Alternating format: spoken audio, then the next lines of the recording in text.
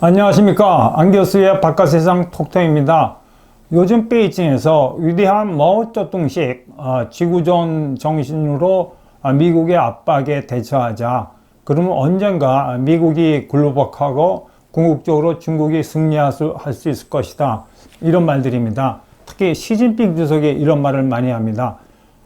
그런데 요 책은 레너 미터가 지은 중일전쟁이라는 책입니다. 마오쩌둥 군대가 어떻게 장제스 군대하고 일본 제국주의 군대가 싸웠나에 대해서 이야기하고, 요 책은 현대 중국 전략의 기원이라는 책으로 박창희 교수가 지었는데, 국공내전 1945년부터 1949년까지 국공내전 기간의 역사적인 사실을 잘 기술하고 있습니다. 근데 이렇게 보니까 지금 시 주석이 역사를 잘못 알고 있어요. 지금 시 주석이 생각하고 시행하려고 하는 지구전은 승리한 마오쩌둥식 지구전이 아니고 실패한 중국 대륙에서 쫓겨난 장제스식 지구전입니다. 이거 아주 요새 재미있는 토픽입니다. 그래서 오늘 여러분하고 여기에 대해서 한번 얘기를 나눠보겠습니다. 마오쩌둥식 지구전은요, 5가지 요소로 구성되어 있습니다. 첫째, 마오가 제일 강조한 것이 후퇴도용입니다. 적이 강할 때는 너무 버티지 말고 과감히 포기할 건 포기하고 후퇴하고 지킬 것만 지킨다. 두 번째, 지구전으로 힘을 키우고, 세 번째, 동맹의 힘을 이용해야 된다. 마오가 공산혁명할 때 동맹, 소련하고 북한이 많이 도와줬죠. 적이 약해질 때 반격해서 승리한다. 이게 5가지 요소입니다. 1945년 8월에 일본이 항복했을 때 빨간 라인으로 친 중국 대륙에 대한 일본의 점령 지역입니다. 상해 지역은 이제 장제스군이 빨리 이렇게 접수해왔고, 저 만주 지역은 소련군이 점령하고 있었습니다. 근데 이제 서로 장제스군이나 마오쩌둥군이나 누가 만주를 먼저 차지하나에 따라서 이 국공내전, 공산군하고 국부군하고의 승패가 결정되는 거였습니다. 자, 여기서 제 제자가, 교수님, 장제스가 누구냐고 물어봐서 잠깐 제가 역사적인 사실을 설명드리겠습니다.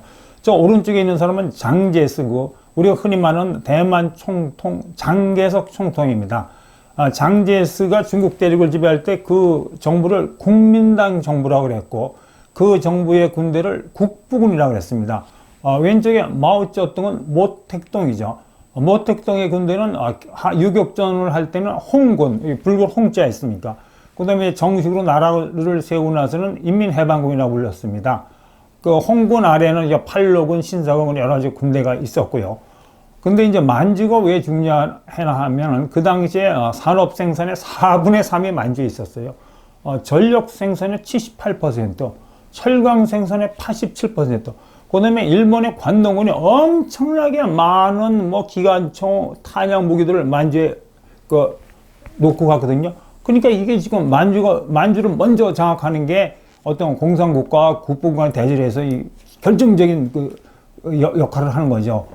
근데 이제 1945년 8월에 일본이 항복했을 때 사실 만주의 대도시를 먼저 점령한 건 마오쩌둥의 공산군대였어요. 소련이 도와줬거든요. 그리고 소련이 은근히 이 장제석 군대가 만주 들어온 거를 약간 방해했습니다. 그래서 장제석 군대는 11월 중순이 돼서야 만주에 들어갈 수 있었어요. 그러니까 그 몇 개월 동안에 소련 도움으로 여기 마오쩌둥 군대가 만주의 주요 도시 심양, 장춘 같은 데 다 점령했거든요. 하얼빈 같은 데. 근데 이제 11월 달에 국부군이 엄청난 세력으로 들어오니까 마오 입장에서는 그러면 결전을 하느냐, 그렇지 않으면 후퇴하는 날을 결정해야 됐거든요. 근데 그 당시에 국민당 군대는 370만이었고 공산당 홍군은 32만이었어요. 그러니까 마오가 한 게 지구전이다. 후퇴도 연기다. 우리가 장춘, 심양, 한깍지만 버리고 농촌으로 가자로 후퇴했습니다. 근데 여러분, 말이 대도시를 버리고 후퇴하는 거지. 그거 지휘관으로서 쉬운 결정이 아니에요. 군인이라는 게 자기 점령지에 있고 싶고 하지, 아까 어렵게 점령한 대도시를 버리고 척박한 농촌을 가서 이제 게릴라 운동을 한 거고요. 두 번째, 지구적으로 힘을 키우자. 마오쩌둥 군대는 기본적으로 농민군입니다. 이 농민들한테, 그때는 중국은 거의 대주주국 중국 농민의 대부분이 소작농이었거든요. 그러니까 야, 우리가 너희 공산혁명을 하면은 너희들 그 지주 땅 뺏어서 너희들이 놀아줄게 하니까 많은 농촌의 청년들이 마오 군대에 들어갔어요. 그러니까 이 만주의 농촌지에 가서 엄청나게 병력을 차출해 가지고 힘을 키운 거죠. 세 번째 이제 제가 왜 저 사진을 보이냐 뻘궁을 표현하셨는데 항일 의형국이라고 표시하지 않습니까?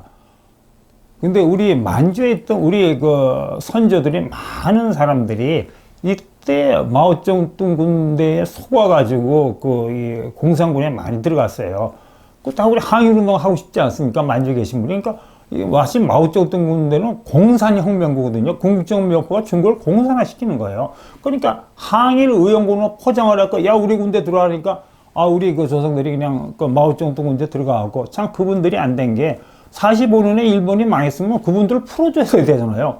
근데 마오쩌둥 군대 그 사람들을 강제로 군대에 있게 했어요. 그리고 49년 10월에 중화인민공화국으로 완전히 중국을 적화하고 나니까 그때서야 북한의 김일성 부인한테 보냈는데 그것도 자유의 몸으로 보낸 게 아니라 사단 편지를 그냥 보내갖고 항일 의형군 출신의 모택동 군대 그 사람들이 우리 대한민국을 남침하는 주력 부대 역할을 했습니다. 참 이게 우리 서울픈 역사의 한 어두운 일면이죠. 하여튼 그 병력을 120만으로 키워가지고 이제 거기다 동맹의 힘을 잘 이용했죠. 소련이 소총 30만 정, 기관총 13만 정, 대포, 그다음에 대련회랑 탄약공장도 엄청나게 지원해주고, 북한도 많이 이 마오쩌둥 군대에 지원해줬습니다. 막 그냥 국부를 할 때 밀릴 때, 장제숙을 할 때 밀릴 때 압록강을 열어가지고, 부상병, 군인 가족들이 와서 쉬다 가게 해주고, 일본군이 냉기간 38식 소총 20만 정도 막 지원해주고 그랬으니까 만주는 절대적으로 바로 옆에 있는 소련하고 이 북한의 도움을, 동맹의 힘을 많이 받았죠. 네 번째, 적이 약해질 때. 그러니까 이 만주의 대도시, 심양, 장춘 이런 데를 점령한 그 장제수군이 전략적인 실수했어요. 이 지구전에 그 도시를 안 넣으려고 그런 겁니다. 심양에만 23만 대군을 주둔시켰어요. 그 도시 하나 지키는데. 장춘에 몇만 대군. 근데 마오는 농촌으로 갔으니까 기동부대인 겁니다. 기동부대. 병력을 우르르 모아갖고 병력을 직결시켜갖고 적의 약한 것을 각해격파해 나갈 때 이제 나가갖고 이 만주에서 승리해갖고 결국 이 승리를 기초로 1949년 4월에 양찌강을 넘어갖고 운남성, 사천성까지 점령하고 49년 10월 2일날 중화인민공화국을 세우지 않았습니까? 근데 이제 장제스가 어떻게 그 실패한 지구전을 했는지 제가 한번 설명을 드리겠습니다. 저 그림에서 보듯이 소련이 막강한 지원을 해주니까 이 모택동 군대 힘이 커졌거든요.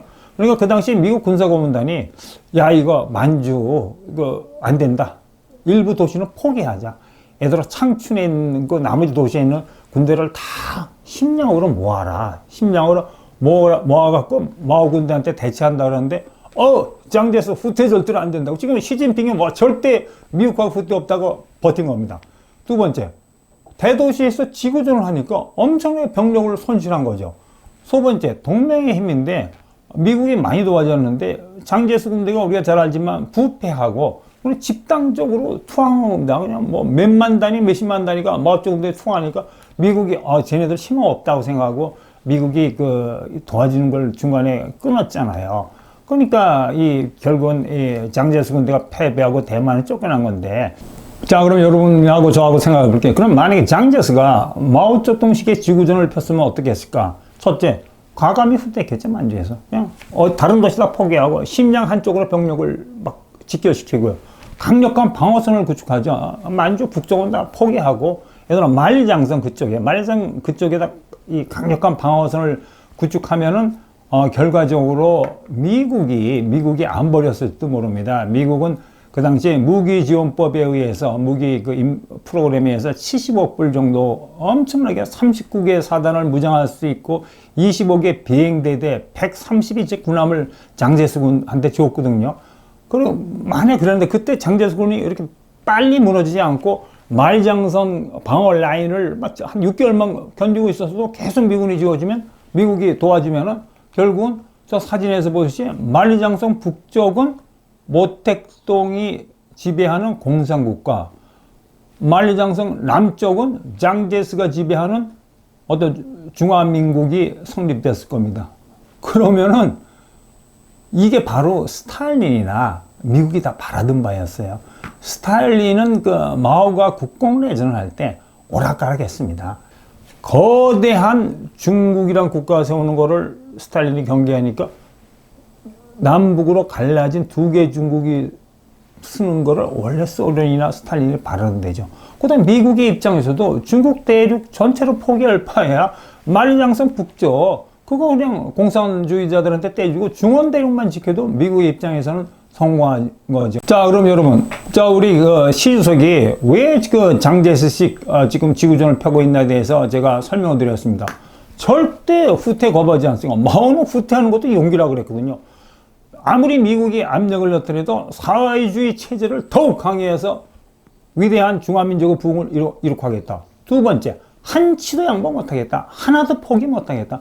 그 남중국해 그 영토 분쟁 섬들을 무력 점령해갖고 군사 기지화시키고 미국이 항해의 자유를 주장하면서 구축함이나 미국 선박이 지나면 막 발포하겠다고 영해 치고 난리치고 있지 않습니까? 그다음 하웨이도 뭐 미국이 압박하니까 반도체도 독자 개발하고 혼자 할 수 있다 그러고 군사력도 증강시키고 그다음 홍콩 보안법 관계로 중국 관리들을 미국이 이렇게 입국 정지 시키니까 미 의원 있지 않습니까? 루비오나 크루즈 의원은 미국에 굉장히 영향력 있는 국회의원이거든요. 의원을 가게 돼서 보복하고 이런 식으로 그냥 하나도 양보, 하나도 구태 못하겠다고 계속 버티고 있고 동맹의 힘, 마오는 소련과 북한이라는 동맹의 힘을 잘 이용했는데 지금 뭐 여러분 잘 알죠. 중국은 날이 갈수록 골 빼고 있지 않습니까? 그 베트남 전쟁 때 손을 잡고 같이 싸운 그 베트남조차도 중국을 적이라고 간 적, 이게 남중국해 때문이에요. 그 다음에 뭐 필리핀, 인도네시아, 말레이시아, 뭐 호주, 그 다음에 인도하고도 관계가 좋았어요. 옛날에 뭐 비동맹 그랬는데 뭐 국경 문제는 다 돌아서고요. 네 번째, 자 시 주석이 뭐 마오식으로 지구전을 피워갖고 힘을 키운다 그랬는데 지금 미국이 강력한 디커플링을 하고 있잖아요. 글로벌 밸류 체인을 재편해갖고 중국이 세계의 공장이 더 이상 안 되도록 하고 있는데 중국이 힘을 키울 수 있을까요? 두 번째, 시 주석이 주장하는 대로 내수 위주로 성장을 할까요?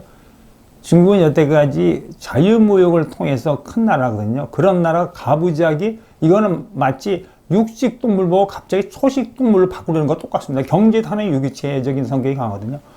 그러면 내수 위주로 성장을 해서는 중국 경제가 서바이브를 할 수 있으면 몰라도 절대로 중국 경제가 힘을 키우지 못합니다. 벌써 중국 경제가 흔들리는 소리가 여러 군데서 들리지 않습니까? 뭐 하웨이가 벌써 기린, 핵심 반도체 생산 포기했고 1등 자리 내주는 뻥뻥 깨지는 소리가 각곳에 들려요. 전기 자동차 배터리 뻥뻥 깨져가지고 LG 화학한테 깨졌죠. 그 다음에 인도에서는 얼마 전에 신문이니까 스마트폰 점유율이 샤오미가 1위였는데 우리나라 그 LG한테 1등 자리를 뺏겼답니다. 왜냐면 인도하고 중국 국경 분쟁 때문에 인도 사람이 중국 제품 안 사겠다고 운동하고 그 다음에 툭 하면 중국의 히토류 수출 갖고 무슨 무기화 시키려 하지 않습니까? 근데 얼마 전에 신보니까 히토류 수출이 반쪽 난 겁니다.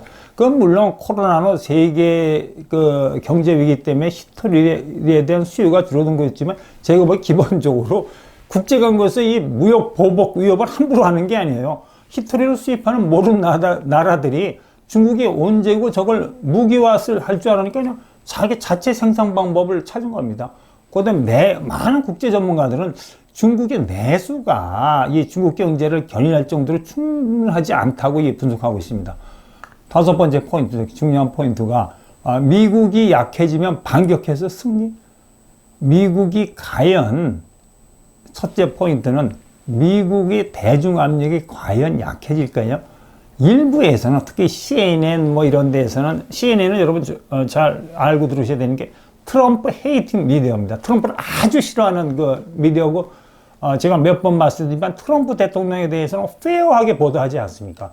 이거는 트럼프 대통령의 재선 때문에 차이나 배신을 하는 것처럼 보도하고 있는데 제가 생각하기에는 이거는 트럼프의 전쟁이 아니고 미중 패권 전쟁은 유나이티드 스테이츠 오브 아메리카의 전쟁입니다. 이 모든 아메리칸이 중국은 손봐줘야 됐다고 생각하고 특히 미국 의회가 돌아섰습니다. 미국 의회에서 중국을 견제하는 법안이 뭐 100여 개가 지금 막 올라가 있지 않습니까? 그리고 얼마 전에 그 팍스 뉴스를 보니까 지금 공화당이 드디어 민주당한테 야, 너 민주당, 우리 공화당은 아메리카 퍼스트인데 너 민주당, 너희 차이나 퍼스트로 너무 친중 정책을 쓰지 않으려고 막 공격하고 있거든요. 그래서 설사 민주당이 정권을 잡더라도 그렇게 옛날처럼 중국에 대한 우호 정책을 못 씁니다.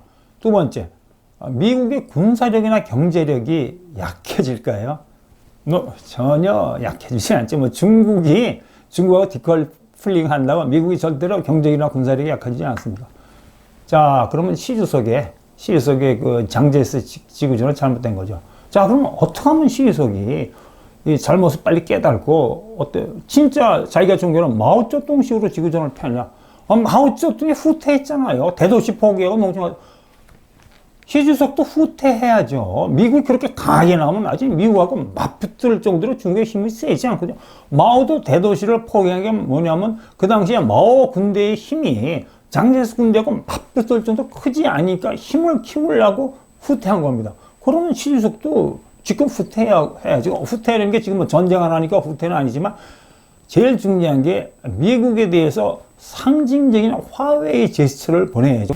제가 만약 베이징의 지도자라면 왕이 외교부장부터 갈아치우겠습니다. 전형적인 대미 매파거든요. 온건파로 바꾸는 거죠.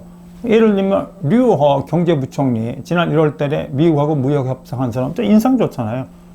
하버드대학에서 공부하고 양재츠 정치국 상무위원 중에서 외교 담당하는 사람 준비대사였거든요. 그런 대미 온건파로 교체하는 겁니다. 그게 미국에 대해서 우리가 약간 좀 고개 숙여있다는 후퇴의 시그널을 보내는 거죠. 그러면서 두 번째, 마오쩌둥이 병력을 보존하기 위해서 대도시를 포기한 식으로 중국의 국력을 보존하기 위해서는 양보할 건 양보하고 포기할 건 포기해야죠. 그건 남중국이고 중국도 아니잖아요. 영토 분쟁 붙여서 어거지락 쓰면서 시멘트 쳐받으려고 군사기지 말고 지금 지 땅이라고 옆에 미국 군함 지나가고 필리핀하고 베트남 가난한 어민들이 고기 좀 잡겠다고 오면 막 실탄 사격해서 배 침몰시키고 그런 거 하면 안 되죠. 그러면 이렇게 예를 들면 이런 거죠. 오케이, 미국이 항해제 좋아. 그냥 우리 너그러운 관대한 중화제국이니까 그래 남쪽에 우리 해양기지 앞에 왔다 갔다 해. 필리핀 어민들이나 베트남 어민들이 오면 고기 잡아 먹으려면 눈 감아주고 모른 척 하는 거예요. 하웨이 저것도 제가 생각에는 중국이 언젠간 카드를 던져야 됩니다. 지금 이 5G 정보통신 비즈니스가 화웨이 전체 매출의 3분의 1인데 미국이 저렇게 반도체 압박하면은 2, 3년 후에는 비즈니스 못합니다. 어차피 망가집니다. 그럴 바에 지금 과감하게 미국에 대해서 전 세계에 대해서 우리 화웨이의 5G 정보통신 접겠다 그러면 엄청난 화웨이 제스처죠. 어차피 망가질 비즈니스거든요. 미국이 계속 압박하면요. 그렇게 되면 동맹만기를 할 수 있죠. 당장 돌아와서 뭐 베트남, 필리핀, 그 다음에 인도에 대해서도 화해의 제스처를 쓰면 옛날에 전통적으로 비동맹 그래갖고 중국하고 인도하고 친했거든요. 그 다음에 네 번째, 미국의 경계심을 약하게 하는 거죠. 그런데 미국의 경계심이 점점 줄어드는 거죠. 미국 그 의회나 뭐 대통령이나 미국민들이, 중국 좀 변해네. 중국 공산당이라고 그러는데 조금 이렇게 좀 변하고 있는 것 같다. 근데 이거 굉장히 중요한 게 시진핑 주석이 마오의 공산당의 위장 전술을 배워야 돼요. 마오가 공산당의 기치를 세울 때는 높게 세웠지만 또 어떤 때 공산당의 깃발을 딱 등속에 숨겼습니다. 그러면서 아까 얘기했지만 만주 지역에서 이제 농민들 탈출할 때도 우리 항일 의원군이 나왔고 항일 운동하다고 막 이 농촌의 순진한 총각들 공산당 군대를 끌어들인 거 아닙니까? 그러니까 원래 마오의 군대는 공산혁명군이거든요.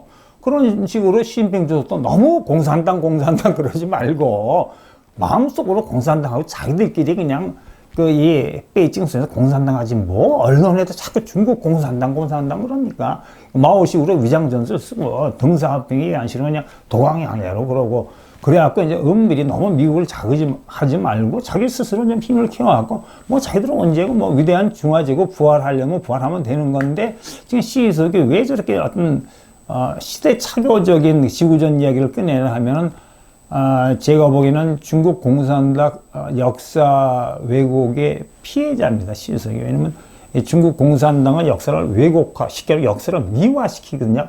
공산당의 역사를 미화시킨다는 건 과거에 마오쩌둥이 한 행위에 좋은 점만 가르쳐주고 시진핑 주석 같은 후계자들한테 나쁜 점을 안 가르쳐주니까 시진핑 주석이 마오쩌둥의 지구전을 잘못 이해하고 있는 거예요. 그러니까 중국 공산당은 마오쩌둥이 후퇴한 거 그런 걸 안 가르친 거예요. 그냥 지구전으로 버텨갖고 이긴 것만 가르쳐주는 겁니다.